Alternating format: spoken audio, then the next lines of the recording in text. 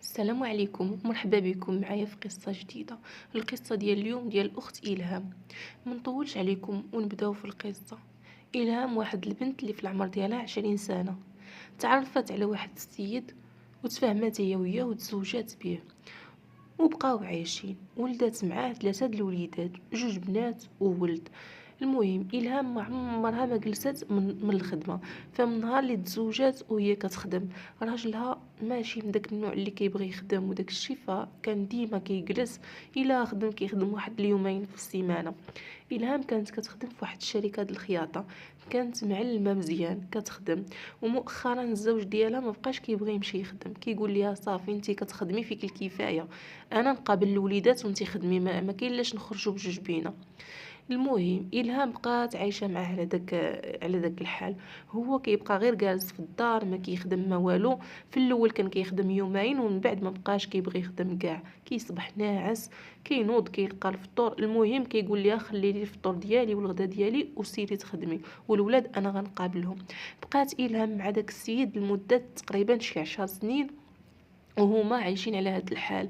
هي كتمشي الخدمه وهو كيقيل ناعس ما كيدير حتى شي حاجه. حتى الدراري كبارين كيمشيو بحديتهم للمدرسه ويجيو، هو كينوض كيفطر ويولي ينعس ويبقى يتفرج. المهم هذه هي الحياه ديالو. بقات كتشوف الهام حتى كتعيط، يعني كتقول شنو هاد ندير، اش غندير هذه ماشي عايشه. والديها كانوا كيقولوا ليها شوفي ما يمكنلكيش تطلقي، انت عندك 3 ديال الوليدات مع داك السيد، وحنا عندنا الطلاق عيب في العائله ديالنا، فصبري على وليداتك دابا ربي يهدي. فين ما كانت كتمشي عند والديها وكتشكي عليهم كانوا كيقولوا ليها غير صبري على وجه وليداتك. بقات صابره إلهام، صابره صابره، يعني حتى ما بقى لها فين تزيد تصبر. والشي اللي غادي يخليها صافي تنفجر هو ان هاد المسخوط ديال راجلها ولا كيجي عندها لباب الشركه دائما نهار 15 في الشهر ونهار واحد الله في الشهر، لان نهار 15 كتاخد واحد الافونس ونهار واحد الله كيكون الخلاص. ديما في هاد اليومين في الشهر كتلقاه واقف ليها في الباب وكيحيد ليها الخليصه كامله، يعني كيحيد ليها داك الافونس، وفي الثالث الشهر كيحيد ليها الخلصه كامله، وكيقول ليها انا هو اللي جالس في الدار وانا اللي كنصرف، يعني انت يا الا بغيتي شي حاجه انا نعطيها لك. المهم هي تخدم وهو ياخذ الفلوس وديك الساعه كيصرف بها. وكتقول مصاب كون غير كان كيصرف على ولادو شي مصروف اللي زوين وكيجيب يعني الخضره اللي مزيانه والماكله المزيانه ماشي مشكل. فكتقول باللي كان كيمشي داك الفلوس كيدوزها كيشري بها الكارو اللي كيكمي، وكيمشي كيجلس فيها في القهيوه، يعني ملي كينوض حتى لداك 12 ولا الوحده عاد كيفطر وكيمشي يجلس في القهيوه. الوليدات كيعطيهم لا عطاهم 1 درهم ولا 2 دراهم، وهو كيمشي كيتقهوى ويمشي للمحلبه ياكل وياكل في الزنقه. وحتى كتجي الهام في الليل عاد كتلقاه جايب لها واحد البطاطا اللي خامجه ولا مطيشه. المهم داك الثالث التسويقه كيمشي كيعزلو ويجيبو لها. كتجي كتبقى غير كتشوف داك الخضره وخاصها ضروري تصاوب شي حاجه ما تاكل ليها ولوليداتها. بقات عايشه مع هكاك في داك الدل عيات. واحد النهار وهي تقول له شوف، انا راك ما غاديش تبقى تشد ما عندي الريال، بغيتي تمشي تخدم وتخدم على راسك وعلى ولادك تبارك الله، ما بغيتيش ما عندي ما ندير بك، انا ما يمكنليش نخدم على 3 د الولاد وباهم بزاف. المهم ما علينا. بقى كيشوف فيها وقال لها لا وانا حقا كنقابل الاولاد وانا قالت له لا الاولاد مقابلين راسهم براسهم، بغيتي نتعاونوا تبارك الله، اما باش تبقى تجي تدي لي فلوسي الا. وعاد زيد على البنات في الخدمه كلشي كيضحك عليها، كلشي عارف فاش كيجي راه الشر كيشوفوا راجلها جا كيعرفوا باللي جاي يدي الحصيصه. المهم كيقولوا ليها هو جا يدي لك الحصيصه. هي البنات في الخدمه كانوا كينصحوها وكيقولوا ليها هذا الشيء راه اللي كديريه انت ما كيدارش. وهنا قررت باش تتفارق هي وياه، يعني تطلق. قالت له شوف انا وياك غادي نسالي، وقال لها لا ما لا، قالت له لا والو ما نزيدش معاك دقيقه اخرى. مشات مسكينه لراسها دفعت الطلاق ديالها. الاولاد قالت له انت حقا ما خدامش وجالس ها هما معاك وانا غادي نبقى نعطيهم المصروف لان ما عنديش لي شد لي الوليدات. وحتى الام ديالها مزوجه براجل اخر، يعني ما غاديش يقبل لها ولاد بنتها. فقالت له الولاد ها هما معاك وانا غادي نمشي نخدم ونبقى نصيفط لولادي، يعني نتعاون انا وياك عليهم، ولكن باش تكون بيناتنا شي حاجه لا. المهم بقات خدامه في داك الشركه، ولكن واخا طلقات منه السيد ما هناهاش. دائما كيمشي عندها في لافونس وفي الاول الشهر كيقول لها اري لي الفلوس. كتقول له انا ما كنعرفكش ومطلقين، كيقول لها ويوا ولادك خاصهم ياكلوا خاصهم. كانت كتحشم على وديت وليداتها وكتعطيه، وكتمشي مسكينه وكتعطي لولادها، يعني السيد غير باغي يدي الفلوس. فهنا غادي تضطر انها تخوي داك المدينه وغتخلي ولادها مع باهم اللي هي طلقت هي وياه، وغتمشي لمدينه طنجه. فطنجه فيها الخدمه د الخياطه موجوده وكيعطيو الثمن على هنايا. مشات لطنجة اختارت واحد الشركة اللي معروفة وداك الشيء وكيخلصوا مزيان، وبدات كتخدم فيها. قلبت على واحد البيت تما كراسو مع البنات، بقات كتخلص الكرا ديالها وكتمشي تخدم في داك الشركه اللي ديال الخياطه. المهم الخلصه ديالها تزادت ولات كتخلص مزيان بحكم انها كتخدم مع الماء مزيان. المهم ما علينا، كتصيفط لوليداتها الفليسات كل الاول الشهر، كتصيفط لوليداتها واحد البركه، وخلاتو هو مع سميتو فين ما كيكون شي عيد ولا شي عواشر وما كتخدمش كتهبط بحالها لعند وليداتها كتشوفهم. المهم هذه هي الحياه اللي بقات عايشه فيها الهام. كتجي من الاعياد للاعياد مناسبات وخدامه وكتجمع فليسات وكتخلص الكرا ديالها وعايشه. المهم وامها ساعه ساعه كتعيط لامها، والوليدات مع المرات كيمشيو يشوفوا لاله. المهم هذه هي العيشه ديالها. ولكن هاد ايلام غادي توقع لها واحد الكارثه اللي غادي تخلي لها حياه ديالها كامله تبدل. يعني كانت هانيه كتخدم وكتمشي تشوف ولادها وكتصيفط لوليداتها، فشنو غادي دير؟ غدير واحد الغلطه اللي كبيره، غادي تهنى من المشكل اللي خلاته في مدينه فاس ديال راجلها، وغطيح في واحد المشكل اللي كبار من هذاك المشكل. وشنو السبب؟ غادي تكون غادا الخدمه وغيشوفها واحد السيد وغيتبعها وغيقول لها شوفي انا راني بغيتك المعقول وعجبتيني وهذه وهذه. السيده يعني ما تعلمتش من الزواج الاول، فصافي طاقت به. صحابها راه اي واحد غيجي يقول لك شي هضره الا وراه كيكون يعني مزيان. المهم طاقت به. السيد بقى معاها في الهضره وكيقول لها الهضره زوينه وهذه وهذه وهذه. السيده ولات كتهضر معاه، كتخرج معاه، كتمشي معاه للقهوه، كتجلس معاه. السيد ما غاديش يكتفي غير هنا، غادي يعرف باللي الهام مطلقه بثلاثه د الوليدات، وغيعرف باللي راها كاريه بوحدها مع البنات. وهنا غادي يبغي يستغلها. وشنو غادي يمشي يقول لها؟ غيقول لها شوفي انا راه عندي مشكل مع مراتي وراه حنا كنطلقوا وراني دافع الوراق ديال الطلاق سميتو المحكمه وهذه. يعني غير غادي نطلقوا غادي نجيبك غنتزوج بيك، ولكن دابا ما عندنا لاش نبقاو نتيا كتخلصي كرا بوحدك وانا كنخلص الكرا بوحدي. اجي سكني معايا وداك فلوس الكرا يعني زايده فيك عطيها لولادك، صيفطيها لولادك. المهم هو كان في الاول كتقول الهام كان كيتعامل معاها مزيان وكان كيبين لها باللي راه راجل معقول. هو الخدمه ديالو كان استاذ، يعني كتقول استاذ صافي راه مهما راه استاذ الا وراه متقي الله. المهم كانت كتثيق فيه ولات كتبغيه وطاقت فيه. مع هاد إيلام باقا زوينه وصغيره، يعني واخا مسكينه ولدت داك ثلاثه د الوليدات وداك الهم والمشاكل فكانت مقبوله في الشكل ديالها. المهم تاقت بالسيد ودارت فيه النيه وداك الشيء. وشنو دارت؟ الغلط اللي دارت هو انها هزات حوايجها وطلقات داك البيت ومشات سكنات معاه في واحد البيت اللي كان كاري، واحد البريط ما بحال شكل استوديو صغير. مشات سكنات معاه وعلى اساس قدام الجيران بانها مراته. الجيران كاملين كيعرفوا بلي داك السيده مرات داك السيد، وهذاك السيد داك الاستاذ كيمشي يخدم وهي كتمشي تخدم وكيجيو في العشيه يعني بحال الناس المزوجين، جالسه معاه بحال اللي تقولي مزوجين. فاش كيكون شي عيد كتمشي تهبط عند وليداتها وكتهلا فيهم وكتهبط تشوف ما وكتولي ترجع للخدمه ديالها. حتى لهنا الامور غدا هي هذيك. واحد النهار هاد الهام كتقول لداك السيد اللي جالسه معاه كتقول له ايوا واش كملتي الاجراءات ديال الطلاق؟ ايوا كيقول لها حقا طلبوا لي شي ورقه مازال كتبقى عليه دابا. واش فوقاش غنتزوجوا وحنا ساكنين في نفس الدار والجيران عارفيني باللي راني مراتك؟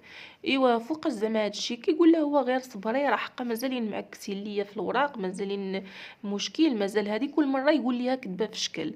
السيده تايقه فيه، يعني ما السيد كيبان عليه كتقول باللي هذاك متقي الله وكيمشي للجامع وكيصلي، فكانت كتثيق فيه وكانت دايره مع جميع الاحتياطات ديالها باش ما تحملش. ولكن السيده مع المده كتصابر كتلقى راسها محوله. داك الساعه دوزت معاه تقريبا عام وهي ساكنه معاه في داك الدار، يعني عايشين في الحرام الله يستر. السيده منين دوزت داك العام كتحمل كتقول له شوف فوقاش غنتزوجوا؟ كيقول لها مازال ما طلقت، مازال معكسينا، مازال ديها غير اليوم غدا. فاش كتحمل كتقولها له كتقول له شوف انا راني دابا محوله ضروري خاصنا نتزوجوا، خاصنا نضربوا الكاريط ديالنا. سمعها محولة صافي السيد صدم. تما بقى كيمشي يخرج وما كيجيش للدار، ولا كيتعطل، كيغيب باليومين عاد كيجي. المهم بقى كيشوف شي طريقه باش يسل راسو منها ويبعد منها، وهي كي البهيمه لاصقه فيه وصحابها السيد راه كيهضر. المهم واحد النهار دوز يومين ما جا، ومن بعد جا. فاش جا للدار قالت له مالك ما بقيتيش كتجي، ودابا انا محوله فوقاش غنتزوجوا. قال لها شوفي يا بنت الناس، انا ما قلتلكش حملي، وانا راني مستحيل نتزوج بك، وخصوصا في هذا الوقت هذا. شوفي داك الشيء اللي عندك في كرشك سيري حيديه، ولا ولدي وعطيه الخيريه. انا المهم ما تعرفيني ما نعرفك، وهنا الله يعاونني ويعاونك. كيهز حويجاتو كيخليها في داك الدار، كيقول لها الدار بغيتي تخلصي لها الكرا ديالها وتبقاي جالسه فيها تبارك الله، بغيتي تهزي حويجاتك وتخرجي الله يعاونك، حنا ما درناش اننا تولدي. وزيدون انا ما باغيش نتزوج دابا. قالت له علاش؟ يا كنتي كتقول لي بلي كتطلق وغتزوجني. قال لها اختي كنت كنقول، ولكن داك الشيء مراتي ما بغاوش، يعني ما طلق ما بغاش يخرج لي، ومراتي ما بغاش تطلق. المهم بقى عليها شي تخربيق وشي مشاكل. هو في الاصل ما عنده لا مشاكل لا حتى شي حاجه مع مراته، مزوج والده وليداته مع مراته الاولى وعايشين هانيين. غير هو كيخدم في داك مدينه طنجه، وفاش كتكون العطله كيمشي لعند مراته وولادو بحكم ان الخدمه بعيده. المهم هي في مدينه وهو في مدينه كيمشي وهكا. المهم قال لها صافي متعاوديش تعيطي لي. بقات مسكينه تما كتخدم وترجع في لداك الدار. بقات شاده داك الدار كتخلص ليها الكرا لان ما عندها فين تمشي. الكرش ديالها بدات كتبان وكتزير على كرشها باش ما يشوفوهاش الناس اللي في الخدمه وداك الشيء، يعني باش ما يعرفوهاش راها موحوله. ما بغات تقولها حتى شي واحد، خافت ان الخبر ديالها تنتشر وما تسيق الخبر وولادها اللي في فاس. المهم بقات هكاك حتى دارت في عمرها في الحباله ديالها 9 شهور. جاها واحد الليله الحريق ديال الولده. جاها الحريق ديال الولده، عيطات لداك السيد اللي كانت معاه، قالت له شوف انا راني فيا الحريق وكانت تقطع بالحريق في الدار بوحدي، اجي ديني للطبيب، راني ما كاين زعما راني غير بوحدي. قال لها ما تعاوديش تعيطي لي، بعدي مني وبلوكاها. السيده بقات كتشوف وما قداتش تمشي بوحديتها للطبيب لان ما عندها حتى شي ورقه، ويقولوا لها فين الاب وهذه. فبقات مسكينه هكاك تما كتزحم داك الحريق حتى ربي كيف هذا، وكتولد داك الوليد تما في داك الدار غير هكاك بوحديتها. منين ولدت الوليد مسكينه سخفات بقات تما. حتى شويه حتى شويه تعيط لواحد الجاره هكا قبالتها في واحد يعني داك ما عارفين داك السكاني كيكونوا بيوتا قدام بيوتا. عيطات لواحد الجاره، جات مسكينه داك الجاره قطعت ليها السريره ديال داك الوليد وجمعات داك الشيء وعاوناتها، دارت لها داك الشيء في سبيل الله. قالت لها فين هو راجلك؟ قالت لها حق راجلي راه مسافر.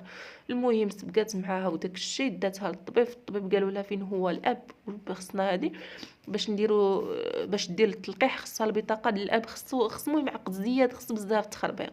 هي ما عندها حتى شي ورقه على داك الوليد، ما قدرت لا تلحق الولد لا والو. بقات هكاك متابعه داك السيد ما بغاش يعترف بالولد. مشات عند البوليس قالتها لهم، جراو عليها قالوا لها سيري بحالك، واش دابا نتيا والده 3 ودابا جايه تقولي لنا فلان ما فلان، راكي كبيره وبعقلك، يعني هذا الشيء راه ما كيتقبلوش. المهم البوليس سبقوا عليها. شي وحدين قالوا لها سيري دعيه وديري اثبات النسب وداك الشيء. هي كتقول الا خافت تمشي تدعيه ودير داك اثبات النسب وداك لا دي ام داك الشيء، خافت بان هادشي يتفرش، يعني هذا الموضوع ديالها يكبر وما تسيق الخبار وولادها اللي في فاس وسميتو راجلها. فكتقول بلي هادشي ما قداتش دير هادشي على حساب باش ما يسيقولهاش الخبار. وكتقول بلي حرمها حتى من زياره ولادها، يعني ما بقاش كتقدر تمشي تزور ولادها، تحرمات منهم. لان كتقولي الا مشيت غادي يشوفوا معايا ولد وغيقولوا لي شكون هذا الولد. وفاش كانت محوله ما كانتش كتقدر تمشي على حساب كرشها باش ما يعرقوش بها. المهم كتقول ضيعني واحد الضيعه اللي لا حول ولا قوه الا بالله، حرمني من امي حرمني من ولادي، خرج عليها بالمزيان. بقات هكاك داك الوليد مسكين تزاد بلا وراق، ما عنده حتى شي ورقه. عيات معاها اجي صاوب لي الوراق، اجي صاوب لي الوراق، والو ما بغاش.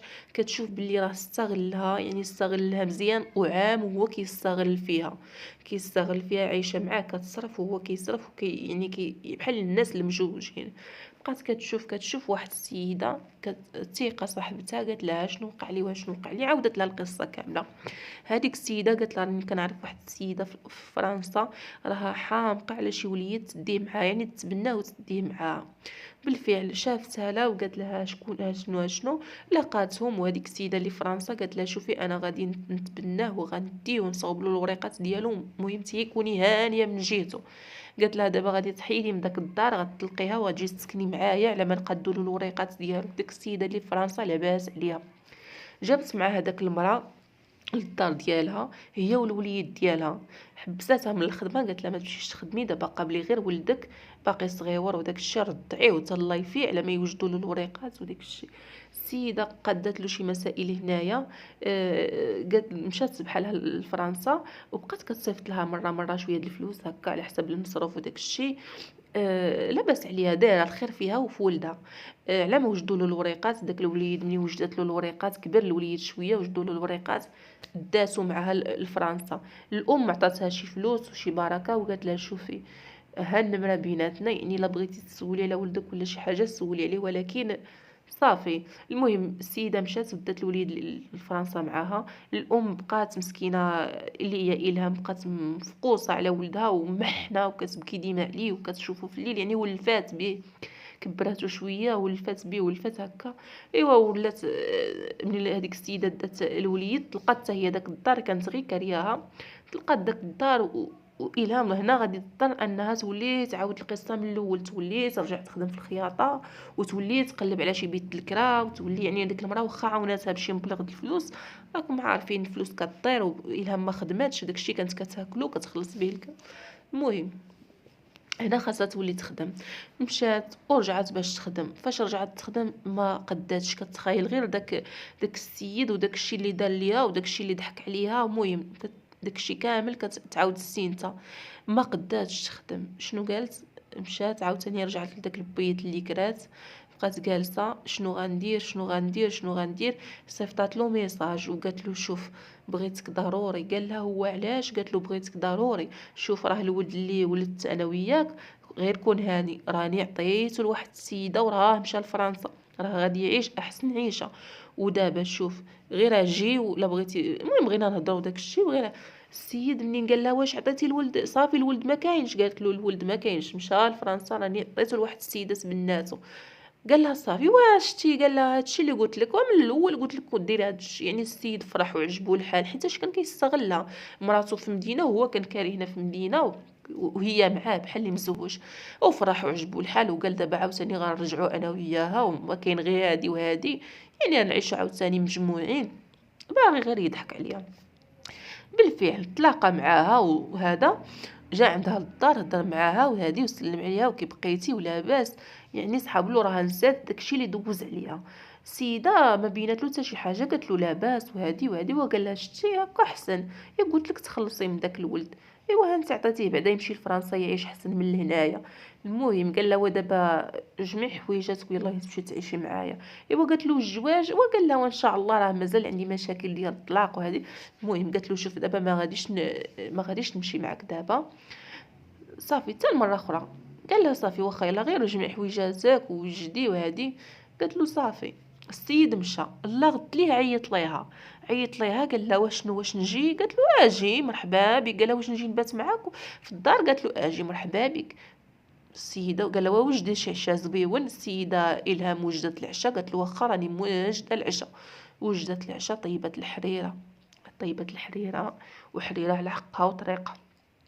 شدات مشات لعند داك العشابه وخدات داك الخنيشات ديال الدواء د الفار، خدات واحد باكيه ديال فيها بزاف د الباكيات، خداتهم وقبضات داك خوات زلاف هاد الحريره ديالها وداك الباكيه ديال الدواء الفيران، كباتها في داك الطنجره هاد الحريره مزيان وخلطات. المهم كبات باكيه كامله، يعني داك الشيء ماشي باكيه طاشيه، لا هذيك الباكيه اللي كيكونوا فيها الساشيات بزاف، كباتهم كاملين في داك الحريره وخلطات. والسيد جاي وفرحان وناشط وجايب معاه الديسير وجاي باش يتعشى، يعني باش يدوز الفيشطه. ايوا دخل وحطات له السيده الحريره ومرحبا بك وكتضحك وما مبينه له حتى شي حاجه، وهي قلبها غادي يطرطق. وحطات له واحد زلافه ديال الحريره، هذيك الزلايف د الفخار، وحطات له الشباكيه وحطات له الحامض باش يدوخ ما يديش المذاق.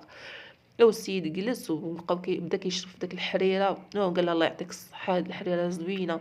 شرب الزلافه د الحريره وقال لها زيديني زلافه اخرى، كان البرد والشتا، زادت زلافه د الحريره وبقى ياكل يشرب في داك الزلافه د الحريره، ما حس حتى شي حاجه.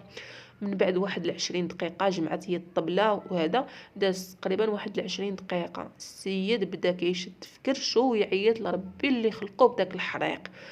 تجهاد عليه الحريق، يعني من بعد واحد ثلث ساعه شدو الحريق كيغوت لربي اللي خلقه، وكيقول لها شنو درتي لي؟ عيطي لي لومبينونس ولا ديني للطبيب. قالت له شوف، انا اللي درت لك السم، كيما انت قتلتيني في الدنيا يعني قتلتيني، انا غادي نصفيها لك في مره.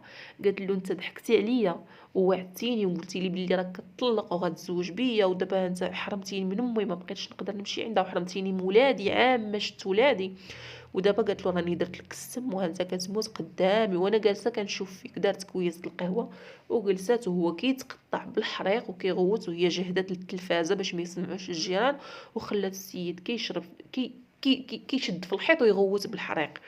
صافي بقى هكاك قدامها كتقول الهام، بقى كيتعذب قدامها تقريبا واحد نص ساعه وهو كيغوت، والكشكوشه بيضه خرجالو على فمو والو، واش حنات فيه وهي كتشرب داك الكاس د القهوه بواحد القلب اللي بارد. السيد من بعد واحد نص ساعه ديال الحريق وكيغوت، يعني كون كانت كتقول الهام كون بغات تنقدو كون هزات وداتو للطبيب ما كانش غيموت، كون زربات عليه، ولكن خلاتو كيموت قدامها حتى مات وسالا. وكديك الساعه منين حست قلبات وعرفت بلي السيد ميت مات، هذيك الساعه كتعيط للجيران، كيدخلوا الجيران كتقول لهم هذا راني قتلته، شوفوه بعدا واش ميت باش نقول لكم شنو كاينين. كيقلبوه الجيران كيلقاو السيد صافي مات. ايوا منين عرفاتو مات عاد قالت لهم دابا غنعاود لكم، هذا راه ضحك عليا، واشنو دار لي ودابا غنعيطوا للبوليس. وبالفعل عيطوا للبوليس وقالت لهم انا قتلته، ها شنو دار لي وخرج عليا، ودابا يعني ما كان اللهم نقتلو لا يمشي يضحك على شي بنت اخرى، هذه هي الخدمه ديالو اللي كيدير. وعاد زيد على هذا استاذ، يعني استاذ وداير هاد الفضيحه. المهم السيده مشات للحبس، حكموا عليها، تحكمات مسكينه بواحد السنين اللي طويله، لان كما كيقولوا له القتل يعني كانت غتقتلوه عمدا. ايوا هو السيد مات ومراته ساقت الخبار وولادو كلشي المهم تشوه مع العائله ديالو، وهي بقات في الحبس. وهنا كتسالي القصه.